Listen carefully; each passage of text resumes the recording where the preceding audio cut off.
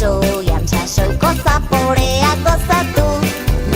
Salburu auzoa jaio zen Jangarri, hiriko nekazaritza herritarrengana hurbiltzeko eta eraldaketa soziala sortzeko asmoz.